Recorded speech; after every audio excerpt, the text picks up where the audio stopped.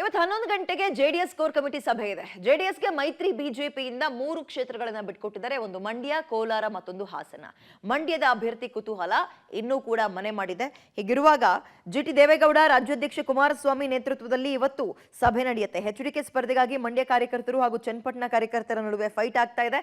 ಹೀಗಾಗಿ ಎಚ್ಡಿಕೆ ಸ್ಪರ್ಧೆ ವಿಚಾರ ಸದ್ಯ ದೇವೇಗೌಡರ ಅಂಗಳ ತಲುಪಿದ್ದು ಇವತ್ತು ಸಭೆ ಬಳಿಕ ಅಂತಿಮ ತೀರ್ಮಾನವನ್ನ ಪ್ರಕಟ ಮಾಡ್ತಾರೆ. ಹಾಗಾದ್ರೆ ಮಂಡ್ಯದ ಕಾರ್ಯಕರ್ತರು ಮತ್ತು ಚನ್ನಪಟ್ಟಣ ಕಾರ್ಯಕರ್ತರ ಒತ್ತಾಯ ಏನು ಅಂತ ನೋಡೋದಾದ್ರೆ, ಮೊದಲನೇದಾಗಿ ಮಂಡ್ಯ ಕಾರ್ಯಕರ್ತರು ಏನ್ ಹೇಳ್ತಾ ಇದ್ದಾರೆ, ಅವರ ವಾದ ಏನು ಅಂದ್ರೆ ಎಚ್.ಡಿ. ಕುಮಾರಸ್ವಾಮಿ ಅಥವಾ ನಿಖಿಲೇ ಸ್ಪರ್ಧೆ ಮಾಡಬೇಕು. ಅದರಲ್ಲೂ ಕುಮಾರಸ್ವಾಮಿ ಅವರು ಬಂದ್ರೆ ಇನ್ನೂ ಕೂಡ ಬಹಳ ಸಂತೋಷ.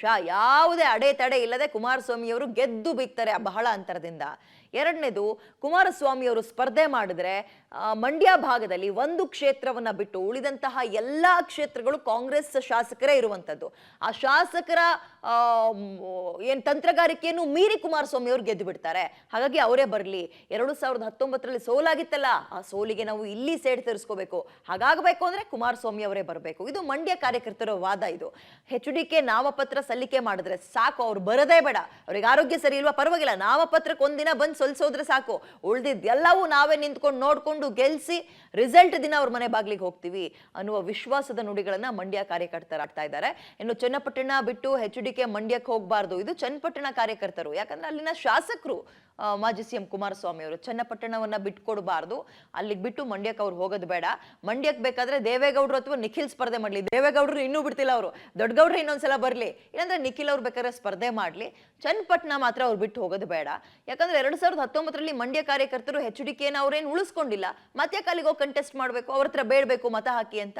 ಸೊ ಇಲ್ಲೇ ಉಳ್ಕೊಳ್ಳಿ ಚನ್ನಪಟ್ಟಣದಲ್ಲಿ, ನಾವು ಬಿಟ್ಕೊಡಲ್ಲ ಅಂತ ಚನ್ನಪಟ್ಟಣದ ಕಾರ್ಯಕರ್ತರು. ಈಗ ಚನ್ನಪಟ್ಟಣಕ್ಕೆ ಕುಮಾರಸ್ವಾಮಿ ಅವರ ಅವಶ್ಯಕತೆ ಇದೆ ಸದ್ಯಕ್ಕೆ, ಹಾಗಾಗಿ ಅವ್ರು ಹೋಗೋದು ಬೇಡ ಅಂತ ಚನ್ನಪಟ್ಟಣದ ಕಾರ್ಯಕರ್ತರು ಹೇಳ್ತಾ ಇದ್ದಾರೆ. ಇವರಿಬ್ರದಿರ್ಲಿ, ಈಗ ಕಂಟೆಸ್ಟ್ ಮಾಡ್ತೀನಾ ಬಿಡ್ತೀನಾ ಅಂತ ಅನೌನ್ಸ್ ಮಾಡೋದು ಕುಮಾರಸ್ವಾಮಿ ಅವರಲ್ವಾ, ಅವರ ವಾದ ಏನು ಅಂತಲೂ ನೋಡ್ಬಿಡೋಣ. ಮಂಡ್ಯದಿಂದ ಸ್ಪರ್ಧೆ ಮಾಡೋದಕ್ಕೆ ಕಾರ್ಯಕರ್ತರು ಮತ್ತು ಮುಖಂಡರು ಅಂದ್ರೆ ಬಿಜೆಪಿಯ ವರಿಷ್ಠರು ಕೂಡ ಹೇಳ್ತಾ ಇರೋದು, ಕುಮಾರಸ್ವಾಮೀಜಿ ನೀವೇ ಕಂಟೆಸ್ಟ್ ಮಾಡ್ಬಿಡಿ, ಗೆಲುವು ಬಹಳ ಸುಲಭ, ಒಳೇಟಿನ ಆತಂಕ ಏನೂ ಇರಲ್ಲ, ಎಲ್ಲಾ ಕಾಂಗ್ರೆಸ್ ಶಾಸಕರನ್ನ ಮೀರಿ ಹೊರಗೆ ಬರ್ತೀರಿ ನೀವು, ಸೊ ನೀವೇ ನಿಂತ್ಕೊಳ್ಳಿ ಅಂತ.